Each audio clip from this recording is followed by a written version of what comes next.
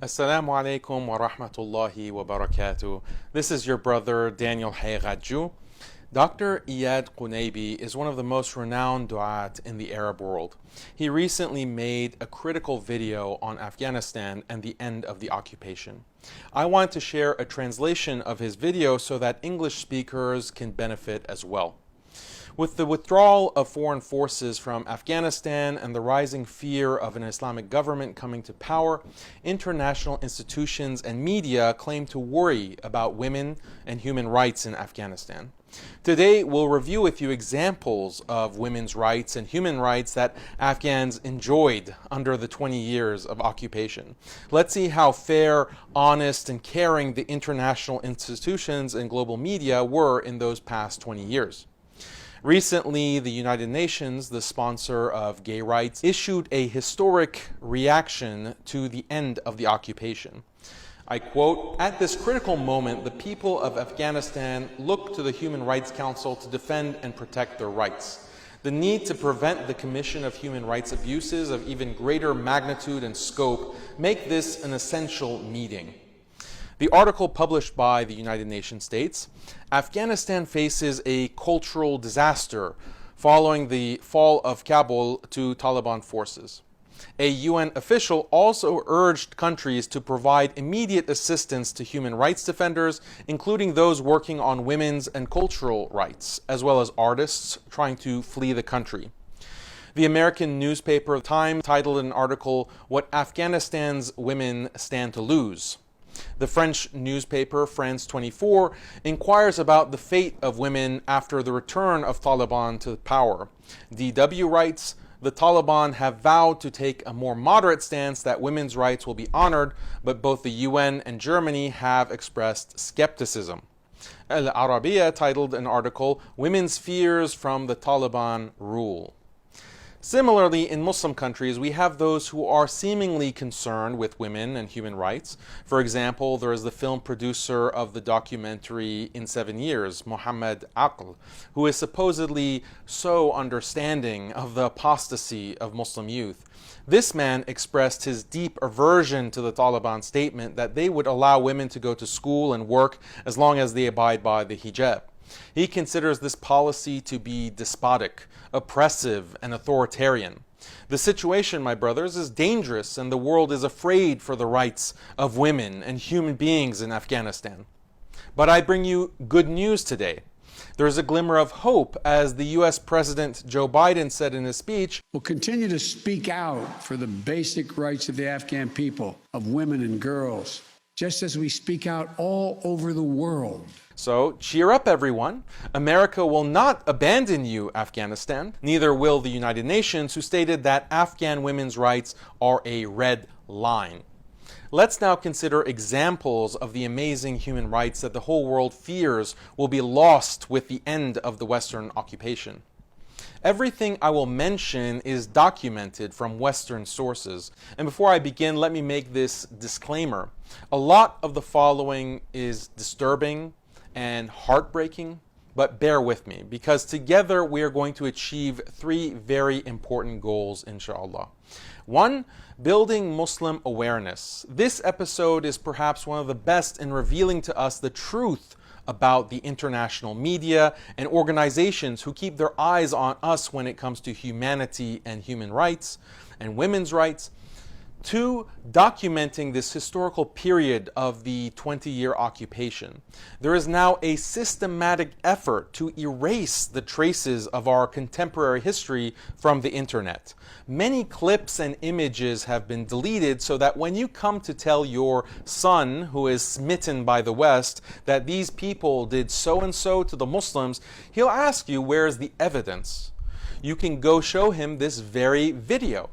So upload it to your devices and show it to your children and let them pass it on to their children. We have made a great effort to collect this scattered information for you. Three, taking the opportunity to invite the world to Islam. The Wall Street Journal published an article a few days ago in the wake of the end of the occupation titled, "The Unconquerable Islamic World." Everyone on earth is now looking at how the great world powers were defeated at the hands of this simple Muslim country. They're baffled, trying to figure out the secret to Muslim strength and steadfastness, to figure out how Islam is the source of victory. Documenting what happened helps enlighten people about the true enemies of humanity, those who hide the facts from their people and turn them away from the religion of Allah. So these are our 3 goals. Try to endure what you'll hear and see in this video, and remember that your Afghan brothers and sisters have endured much, much more for the past 20 years. Also, before we start, I'll use the word occupation to indicate the countries that occupied Afghanistan for 20 years. We don't care to pinpoint a particular country, but we only care that this was an occupation of a Muslim country by those who disbelieve in Islam. As we know from the Quran, when Allah says, "We have not sent you, O Muhammad, except as a mercy to the worlds." This is our message that we carry to all the peoples of the world, and our main objection is against those who block the path to Allah and drive their people to unjust wars for their personal profit. Also, dear viewers, when we use words like client government and client army, we mean the Afghan mercenaries from whom the occupation formed a puppet government and puppet army. We will focus on 4 pivotal points: children's rights, women's rights, prisoner rights, and human rights in general. Let's start with the rights which the Afghan children enjoyed during the occupation, and which the media and international institutions fear that the Afghans will lose with the withdrawal of the Western militaries. Children are innocent. They have not killed anyone, so there's no doubt that they deserve the largest number of rights. In the last 10 years, the occupation has directly murdered approximately 7,800 Afghan children. Hundreds of thousands more were killed as a result of displacement, epidemics, cold, hunger, and malnutrition. This is in addition to the hundreds of thousands of children who were orphaned as a result of occupation forces murdering their parents in airstrikes, not to mention those who received lifetime disabilities from injuries and amputations, who now live with every possible form of misery. So here is the occupier coming out of Afghanistan in 2021, and the children are scavenging the garbage while 10 million children require help, and while the whole situation culminates in the miserable features of this child. According to one article, the health of nearly 1 million children is at risk, according to UNICEF. We hear a lot about the occupation encouraging education in Afghanistan, but it seems that their encouragement consisted of bombing children in their schools, as in this bombing of a religious school in 2007, ending the lives of 7 children. Then in October 2020, the bombing of a religious school in the province of Takhar, killing 11 children with their teacher. When a group of children completed memorizing the Quran and a ceremony was held for them and their families, the occupation planes did not forget to send them a special graduation present. They dropped a bomb on them as they celebrated in their school on the day of the ceremony, April 2nd, 2018. The occupation-backed aircraft bombed a Quran memorization school in Kunduz, Afghanistan, during the graduation ceremony of the memorizers and students. The bombing killed and wounded about 200 graduates, their parents, and other attendees. These 2 boys in the picture are brothers whose mother was awaiting for them to celebrate together after the graduation ceremony, but they returned to her as corpses. Almost a month before that, the Air Forces bombed another party in which a number of memorizers were killed, including this boy. And he got the highest honors in memorizing the Quran in Afghanistan. Ceremonies turned into funerals, and the faces of the children were literally torn apart after the joy of graduation. Joy turned into horror, and laughter turned into screaming. The pages of the Quran strewn all over, stained with the blood of innocents. Bombing religious schools and graduation ceremonies.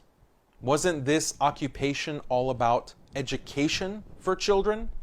Well, actually, it was all about education, especially so-called sex education. Yes, sex education can refer to boys and girls learning about maturity and protecting themselves from harassment. You might have thought sex education for Afghanistan meant that, but if you want to know what they really mean by sex education, watch this documentary titled War on Children. Its producers are not Muslims, but you can watch the horrifying details and associations meant to teach children obscenities and to groom them under the banner of so-called sex education. And all of this happened with the full support of the United Nations. In Afghanistan, there was a UN organization called the United Nations Population Fund. Visit their website to read their goals, which include teaching life skills in developing better relationships with romantic and sexual partners. They promote gays, lesbians, transgender men and women. They promote abortion. The United Nations Fund has worked to inject its ideas for generations into primary and secondary school education in Afghanistan. Yes, they consider all of this to be children's rights, and so they try to educate students and help them, but from their very own warped perspective. What is noteworthy is how this UN fund was complicit in assisting some governments to induce sterilization and abortion in women. They were even implicated in helping China to induce sterilization and forcing abortions in Muslim women in Turkestan. Even the Trump administration withheld U.S. funding when it was discovered that this UN fund was involved in such activities. So why play with words? Why do you see on their websites calling it quote-unquote comprehensive sexuality education, but when they address the Afghans, they use the term quote-unquote family life education? Another org also offered Afghanistan sex education, namely the IPPF, the International Planned Parenthood Federation, a British association. This org has a top priority to promote homosexuality and transsexualism, as they proudly state on their website. They state that girls and women have the full right to owning their bodies and having sex with whomever they please. But what if they get pregnant? The org stipulates the need to make abortion available to all women. Furthermore, they actively combat any attempt to legally criminalize abortion.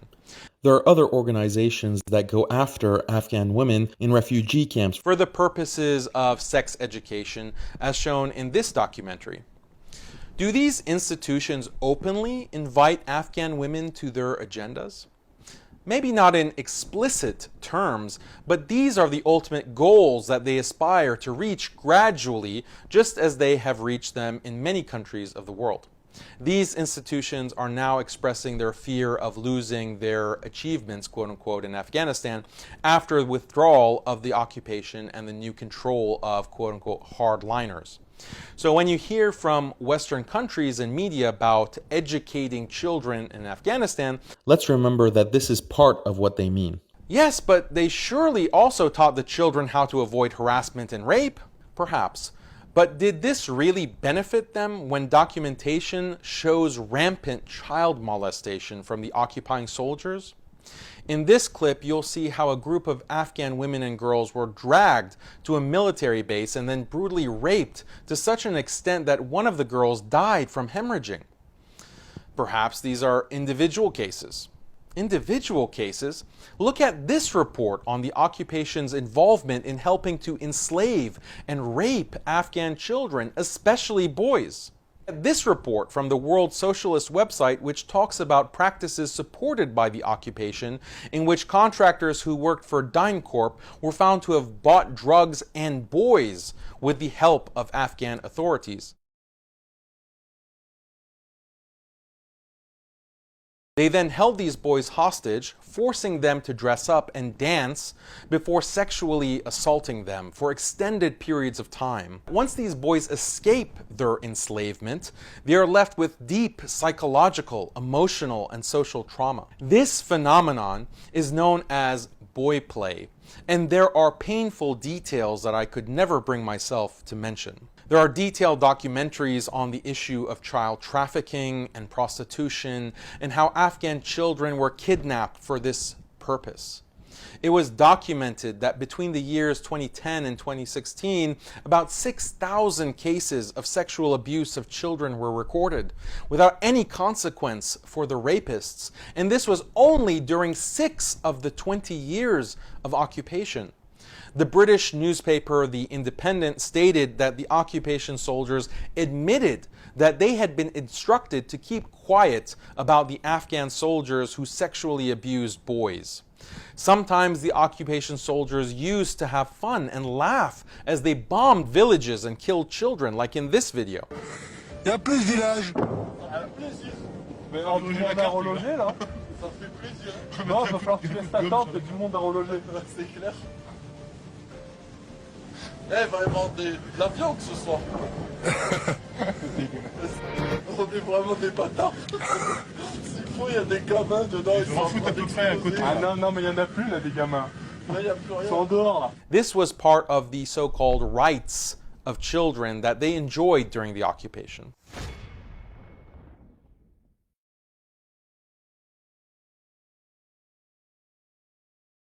Let's move now to women's rights. Why is there a spotlight on women's rights in Afghanistan?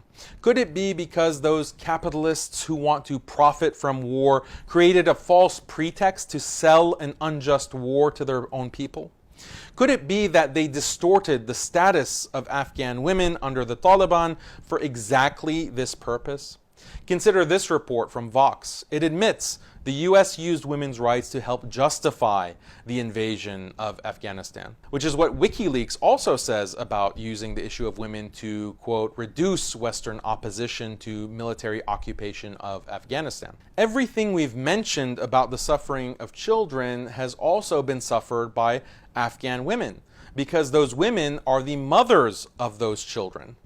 When an Afghan woman sees her child killed in airstrikes, or starved, or sick, or frozen to death, or her daughter comes back to her after being raped by soldiers, physically and psychologically destroyed, or when her son is kidnapped to be sold in prostitution, or is killed at school or during a graduation ceremony of the Quran, all of this is a forgotten form of suffering for Afghan women. In a report by the BBC, you will find the following sentence. Afghanistan ranks as one of the worst countries in the world for women. When was that? Before women were liberated from the Taliban regime, right? No, this was in 2019, meaning after 18 years of occupation. The report continues. A United Nations report issued in 2018 detailed how women who are victims of sexual crimes and violence are pressured to withdraw their complaints. In many cases, they're blamed for the offenses committed against them. If you want to know the rights of women under the occupation and the client government, then you should read this report in the BBC. It describes senior officials in the client government and how they treated women as sexual commodities. They would exchange employment opportunities for sexual favors. This corruption even reached the client government's judges and police, so that a woman couldn't even lodge a complaint against these officials. And when was this BBC report published? In 2019, after 18 years of occupation. They tell you that Afghan women have finally been able to play football in matches that everyone can watch, and that this is a great achievement for them. But there's a catch. This came at the cost of even football coaches treating women as sexual commodities. The BBC even published an article titled, Afghan Women's Football Dreams Turned into Nightmare. Another news report, Afghan policewomen are being sexually harassed by male policemen. And female prisoners are being sexually molested by the police to such an extent that they describe the police as ravenous wolves. In this clip, it was reported that police were renting female prisoners out by the hour to male prisoners for large sums of money. Among the women's rights gained under the occupation is the rape of women in entire villages and suburbs at the hands of the Northern Alliance supported by the occupation. This research paper discusses how the occupation used the Northern Alliance gangs in the war against the Taliban and how the alliance carried out sweeping operations and systematic rape of women to humiliate them and their families. When you hear women's rights in Afghanistan, remember the state of rampant frenzy created by the occupation, in which women were viewed as cheap commodities. And when an Afghan girl or woman wants to marry legally, the occupation planes do not forget to give her a gift on her wedding day. A bomb falls on the wedding, turning it into shredded bones and blood. It seems that the occupation particularly enjoyed bombing weddings, as it bombed a wedding in Uruzganin in 2002, according to CNN. Then another wedding was bombed on the 6th of July 2008 in the province of Haska Meyna. Victims of the bombing were 47 Afghan Muslims. 39 of them were women and children, according to The Guardian, and among the dead was the bride as well. A third wedding a few months later, on the 3rd of November 2008 in Kandahar, 40 Afghans were killed. Only 7 of them were men, and the rest were women and children, and others were wounded, including the bride. What was the reaction of the occupation army when faced with these incidents? Quite simply, the army spokesman said, "If innocent people were killed in this operation, we apologize and express our condolences." That's all. Just some cheap, meaningless words before they continued their merciless wedding bombing campaign. They bombed a 4th wedding in Kandahar in the year 2010, and the victims were 40 killed and more than 70 wounded, as reported by the UN. And a 5th wedding in Kandahar in 2018, and a 6th wedding in Helmand in 2019. The wedding became a funeral for 42 Afghans, including children. This is what we found with a quick search, and Allah knows best about how many others. How many women suffered after their homes were bombed and their children were killed? This is a picture I saved from the newspapers showing the suffering of women who were displaced into refugee camps by the airstrikes of the international coalition. I'll also never forget a report by Al Jazeera in 2001 showing a video of an Afghan woman in a refugee camp who kept the remains of her husband who died in the bombing in a bundle.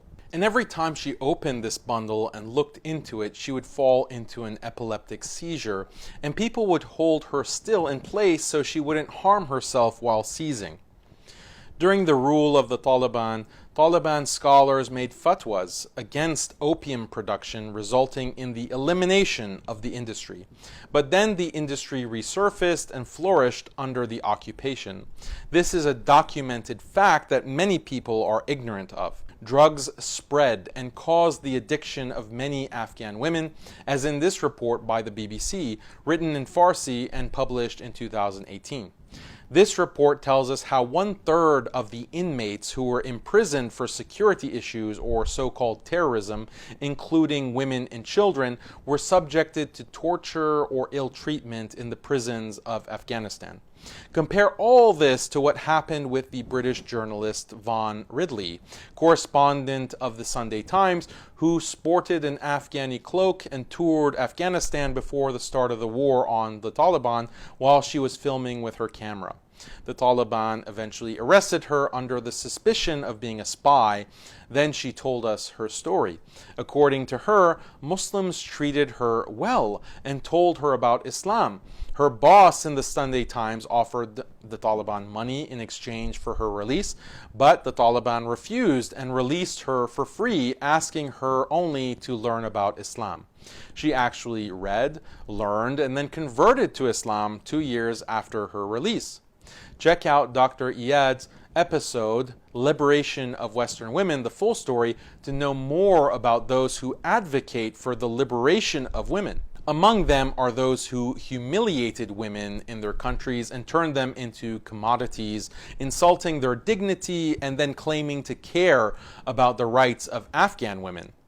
Now let us look at the rights of the prisoners of war among those who claim to be worried about human rights in Afghanistan. Let's see how they really conform with the Geneva Conventions on the rights of prisoners. Brutal arrests, dragging prisoners in degradation, no consideration for the elderly. In several incidents, prisoners were placed in shipping containers without food, drink, or a breathing space until they all died of suffocation. The Northern Alliance forces supported by the occupier used to kill their prisoners in horrific ways, as in these pictures that were reported by the American newspapers at the time. for a wounded Taliban soldier who was mercilessly dragged by the Northern Alliance soldiers, and then they killed him. And whoever lived long enough to be put in prison was tortured in a variety of ways. Amnesty International released a report titled Afghanistan, NATO Countries at Risk of Complicity in Torture, and many other reports about the inhumane treatment of prisoners. A human right is to kill prisoners and bury them in mass graves. Compare all this with what the Muslims used to do with their captives when they heard the words of their Lord Almighty and Sublime, and they give food to the poor, the orphan, and the captive, though they love it for themselves. After we saw the rights of children, women, and prisoners, let us now look at other examples of general human rights as achieved by the occupation of Afghanistan across the 20 years. Killing for amusement and competition. This was practiced by male and female soldiers of different Western nationalities. They competed together about who kills more defenseless and unarmed Afghans. One headline reads, Australian SAS killed for sport in Afghanistan. Soldiers let their dog loose on an Afghan farmer who was working for his livelihood. The dog tears his flesh, and then a soldier approaches the terrified Afghan, not to save him from the dog, but to shoot him 3 times, point blank, killing him instantly. Here we see occupying soldiers having fun by cutting off the fingers of their dead Afghan civilians and keeping them for trophies. Others enjoy taking pictures next to their victims, like this defenseless Afghan boy, Mudin, only 15 years old, taking turns next to him, then cutting off his fingers to keep it as a trophy. Is it human rights when the occupation soldiers enjoy urinating on the dead bodies of Afghan Muslims? And they cremate their bodies. They even broadcast scenes of burning Afghans for fun, as reported by The Guardian. They used to bomb weddings, as we mentioned, not only weddings, but funerals as well. In 2007, in the province of Kunar, 9 died in an airstrike by the occupation. Then a group of Muslims went out to bury them, but the occupation bombed the funeral and killed another 27 people. In the same year, in another village, also in Kunar, the airstrike destroyed 5 houses, killing 27 Muslims and wounding others. The neighbors came to unearth the dead bodies, but the occupation planes bombed them as well, killing an unknown number of them, as in this report by the UN. In 2015, some Muslims went out for a funeral and a plane bombed them, killing 34 people. These dead were fathers, their wives were widowed, their sons and daughters were orphaned, and their mothers lost them. Are you now understanding the meaning of women's rights? Across the 20-year war, the United States alone dropped 58,602 bombs on Afghanistan. Hospitals took their fair share of these bombings in many so-called accidents, such as the bombing of Kunduz Hospital, which claimed the lives of 42 patients and staff. They extracted patients whose bodies were completely charred. Even innocent farmers had their fair share of the bombs, as in this news by Reuters about the bombing that killed 30 farmers who were only taking a break from the fields. There's anger and confusion on this pine nut farm. The drone strike came when workers were resting after a day's work. Don't the Americans see that they were just working and gathering pine nuts? Why do they attack ordinary workers? And since the occupation, it's been open season on Afghanistan. Since Afghan blood was deemed cheap, anyone was welcome to come spill it. Thus, you see a country lecturing Muslims about women's rights and human rights while hosting a number of quote-unquote human rights organizations. Yet when they want to market their warplane technology, they think, well, why not try out our bombs on Afghans? Why waste it on empty land in the desert? This brilliant marketing strategy was suggested in 2008. Thanks to the occupation, poverty in Afghanistan has risen to 72% in 2020, and of course, countless women are suffering from that. Thanks to the occupation, Afghanistan has become the 2nd highest country in the world in terms of number of displaced people, second only to Syria.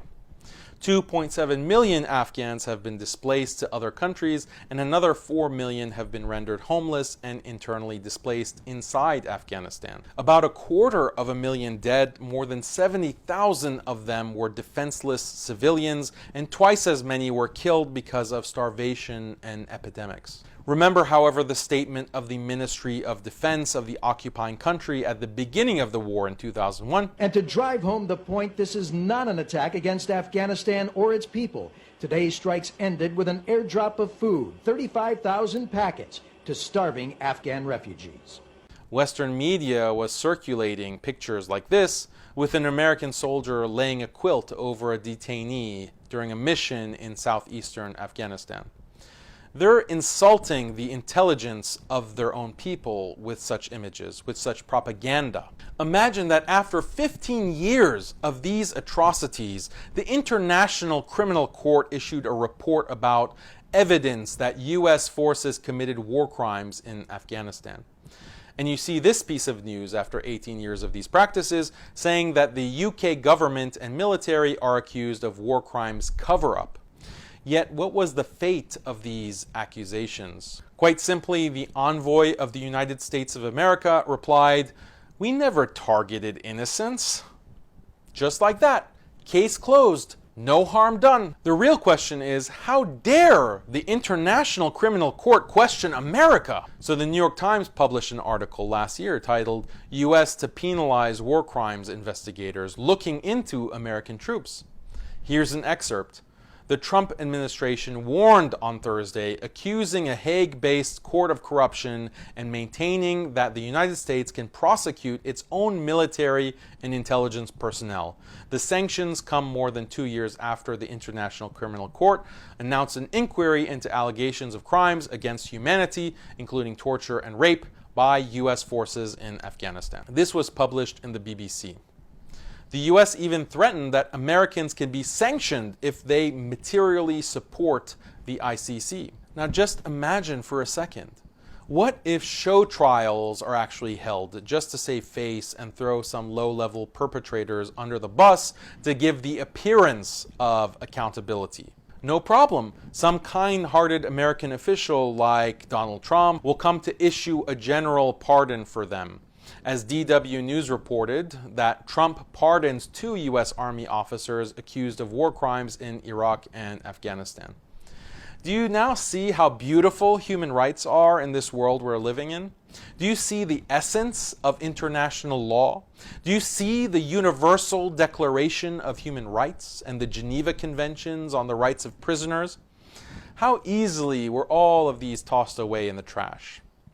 All the crimes we showed you today are only what we managed to document in a short period of time, but there are many more crimes that we witnessed at the time, and the videos and picture documentation have been wiped from the internet. Like the CNN news report about the bombing of a wedding in 2002, where the occupation forces hid the traces of their bombing, the wreckage, and the body parts. And this is how all traces of such crimes are also deleted from the internet. There were also crimes I couldn't post pictures of because they were just too gruesome. And there are crimes that were not filmed or broadcast, and their victims suffered from only Allah knows what. Behind every number of the millions of Afghan victims, there's a story, a painful story that is unfortunately not yet over. Remember the mother, the daughter, the wife, the sister of these Afghan men who were killed, imprisoned, maimed, burned, and photographed while being tortured. These are the human rights, the women's rights, and the children's rights that Afghans have enjoyed for 20 years. Imagine after all this how tragic it is for Afghan women to lose all these beautiful rights and are forced to wear the hijab. That's why we say, thank you, Biden. Thanks, because you didn't forget the women and men of Afghanistan. Thank you, Joe Biden, for your promise when you said, "We will continue to provide civilian and humanitarian assistance, including speaking out for the rights of women and girls." Imagine, after all this, when a UN official in the field of cultural rights says, It is deplorable that the world has abandoned Afghanistan to a fundamentalist group like the Taliban, whose catastrophic human rights record, including the practice of gender apartheid, use of cruel punishments, and systematic destruction of cultural heritage when in power, is well documented. Meaning that the major catastrophic crimes of these quote-unquote fundamentalists is the gender apartheid and the destruction of the Buddha statue, while of course it's perfectly okay for China to destroy the ancient Muslim mosques in East Turkestan. The Buddha statue, which is being worshipped instead of Allah, is a cultural heritage, while the houses of Allah have no value to these people.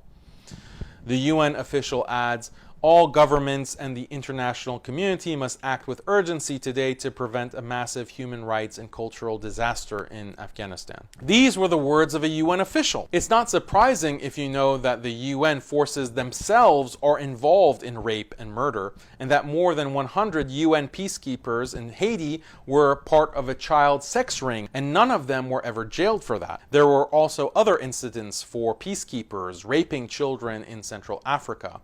They also helped in killing and raping Muslim men and women in Srebrenica, plus other crimes. Many young people do not know any of what we have mentioned, so the international media succeeds in deluding them that they care for women's rights and are eager to defend women and human rights and so forth.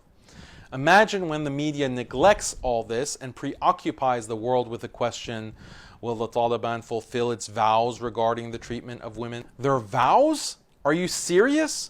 Their vows to whom? To a society of human wolves, murderers, rapists, savages, criminals, and psychopaths who enjoy torturing Muslims? Vows in front of whom? In front of those who keep repeating in every forum that their cause is to encourage women to take off their clothes, to change their gender, to fornicate, and to become lesbians? Among the early prophetic teachings that have reached people is this: if you have no sense of shame, then you can do whatever you wish. Imagine when the Western media, the media of the countries that committed all these crimes, all publish a cartoon like this one, claiming that the occupation forces have brought hope, education, and prosperity to Afghan women, while those who raise the slogan of Sharia will bring them misery and fear. And they publish an article titled, "Taliban Terror Begins with Kill Lists Drawn Up as Women Face Torture and Death." As if these Taliban were extraterrestrial beings born on Mars from women with green skin, and they came to Earth to hunt every human woman to torture and kill her. My aim here is not to defend everything the Taliban has done, and I can't guarantee what they might do in the coming months. And this is not an endorsement of everything they have ever done in the past. But condemning the occupation is a completely separate matter from endorsing everything that is attributed to the Taliban, whether rightly or wrongly. What concerns me is to highlight this ignorance and psychological defeat that makes some Muslims listen to those who disbelieve in Allah as they lecture us about women's rights and human rights, while they are the mortal enemies of these rights. How can you believe those who accuse Muslims of having, quote, a hard-line understanding of Islam? Even if your Muslim brother is mistaken in understanding some of the rulings of Islam, who has the right to criticize him? Those who are hostile to Muslims and are professionals in humiliating them and killing them just for being Muslims? How do you allow these people to toy with your mind, to fool you and shape your priorities? Regardless of any group, remember that the one who imposed the hijab on women is the creator of women, glory be to him, and that those who object to that, their problem is not with a specific group, but rather they object to Allah himself. So they're the last ones who have the right to lecture us about women. Two important points must be established now. First, what we have mentioned does not give justification to anyone, neither the Taliban nor anyone else, to oppress Afghan Muslims. No one has the right to say, no matter how much I wrong the Afghans, I'll never wrong them more than the occupation. Rather, the emerging leaders are required to have mercy with these people because they've endured the same calamities that they themselves have endured. Second, we must never be dragged by the media into trying to limit the definition of Sharia to just the dress, the hijab, and the prescribed punishments or the hudud. The one who takes charge of the affairs of Muslims has to take care of people's affairs, establish truth and justice, distribute wealth, fight poverty, fear Allah in foreign relations, populate the land, and teach people the rulings of Islam and what is necessary for the righteousness of their religion and their lives. You can find out more about this topic on Dr. Iyad's channel. Someone might say, but you only mentioned the dark side of the occupation. Why not talk about the positive side? Talk about the reconstruction, the electricity, and the internet, establishing schools and universities. Look, dear viewers, a cheap person finds the blood of the Muslims to be cheap too. If just one of the incidents we mentioned happened to Westerners, they would have gone mad and turned the earth upside down in vengeance. Then you'll find our positive side friends silent and feeling that these Westerners have every right because they have been attacked. As for the Muslims, however, internet service and electricity is enough to make up for countless lives lost. Pharaoh's policy was mentioned by Allah Indeed, Pharaoh arrogantly elevated himself in the land and divided its people into sects, deeming a faction of them weak and oppressed, slaughtering their sons while keeping their women alive. Deeming a faction of them weak. Likewise, the occupation tortures, kills, and rapes a group, while bringing another group closer to earn their loyalty and then throws them away when they're no longer needed. The true believer says what Moses ﷺ said to Pharaoh when he reminded him of his so-called favors. And is that a favor you remind me of, that you have enslaved the children of Israel? Meaning, what else brought me to your palace except that you committed a crime against my people, so much so that my mother had to throw me into the sea? Does your kindness to me erase all your crimes against the children of Israel? The American president himself said in his speech that America went to Afghanistan to eliminate what he calls terrorism and that they did not go to, quote-unquote, nation build. We did not go to Afghanistan to nation build. So don't be kinglier than the king and claim that they did favors for the sake of the Afghans. Someone might say, okay, if the West did what it did in Afghanistan, then why were there Afghans fleeing and jumping on their planes despite the general amnesty that was issued to all who committed offenses? I'll tell you why. These planes came and destroyed their country, and the people cling to them to escape the pain, the wounds, and the destruction, as in this video in which those gathered in the airport were interviewed. In conclusion, this is a historic opportunity to call the Ummah to the religion of Allah Almighty and to remember that some of the occupation soldiers themselves converted to Islam when the facts were revealed to them and when they saw the patience, the steadfastness, and the dignity of Muslims in the face of the oppression and deception of the occupation, as in this report by Reuters, which talks about the conversion of 2 American soldiers in Afghanistan in 2007. We ask Allah to grant Muslims relief soon, so that they may once again assume the position which is befitting to them. You have been the best community that was ever brought forth for mankind. Humanity is in need of Islam and Muslims. Wa salamu alaikum wa rahmatullahi wa barakatuh.